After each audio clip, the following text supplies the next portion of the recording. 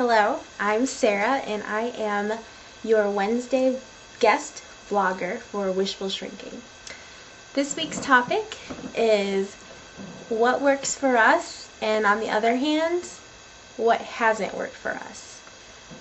Like many of you out there, I have tried every diet under the sun.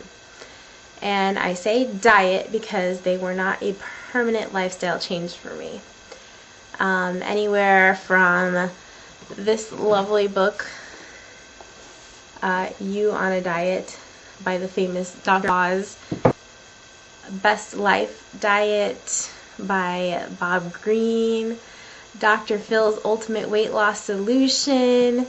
I've also tried the Slim Fast diet, where you have a shake for breakfast, a shake for lunch, and then a healthy, well-balanced meal. Well, the problem with that was that by the time dinner came, I was so hungry that I pretty much scarfed down everything in sight. I've also done the Windsor Pilates, which wasn't exactly for beginners, such as myself. I could barely do any of the moves, which was very discouraging. A couple years ago, my husband and I got family gym passes, and we went very, habitually for the first 3 months, and then we quit going, which was a huge waste of money. So yeah, I've pretty much done it all. And I've also been on Weight Watchers before, and it did work. So that's how I know that the program that I'm on now, which is Weight Watchers, works, because I've lost the weight before with it. The only reason I gained it back was because I gave up after I got pregnant about 5 years ago. And I packed on all the weight and then some, and then some, and then some. So I'm back on Weight Watchers now, and I'm following the plan very well, and it's working. Some of the things that I do to stay on track that really seem to help me out. First thing, I have this little calendar. This is my goal calendar. I have my workouts in here.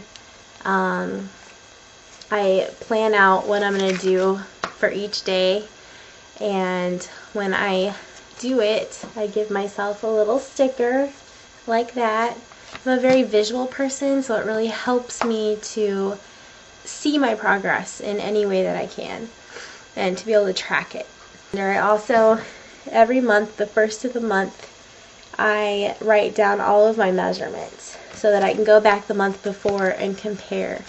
If you haven't taken your measurements, I really, really recommend that.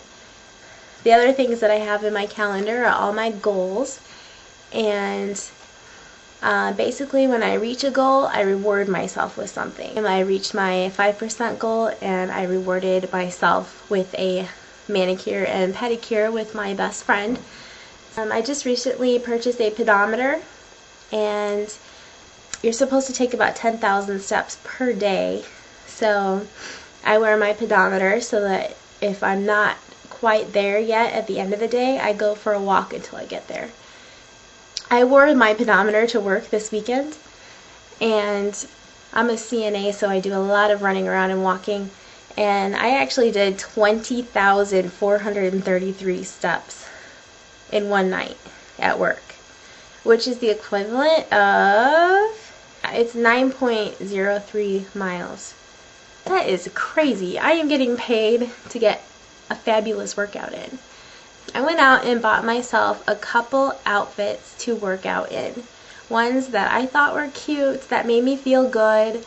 That way, when it's time for me to work out at night, I can put on something that makes me feel cute. I know it sounds really weird that you would want to look cute when you work out, but it just makes me feel better about doing it for some reason. So sometimes when I'm trying to talk myself out of actually working out, I will at least talk myself into putting on my workout outfit, and then usually by the time I've done that, I feel like I'm ready to go. Because if I'm like dressed in my work clothes or my nice clothes, I'm not going to feel like working out. But once you get that workout outfit on and you're comfortable, it seems to work for me. So give that a try if you haven't tried it. Easter is this weekend, and I really don't feel like I can deprive the kids of their Easter candy. So instead of having it in the house, I have it safely locked away in my husband's trunk of his car. So that way it's gone all day long. I don't have to look at it or see it, and if he sneaks some, it's okay. Okay, last but not least. Okay, the past couple of weeks I have been obsessed with the scale. I mean obsessed. So one of the things that I have done, I took my scale and I literally chucked it in the garbage can. It was a piece of junk anyway.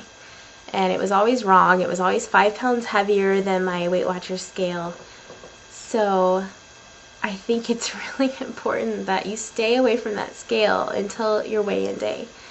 Because you're going to get yourself all psyched out and down and freaked out that you might be losing or gaining or whatever. And you really just have to quit obsessing over the scale.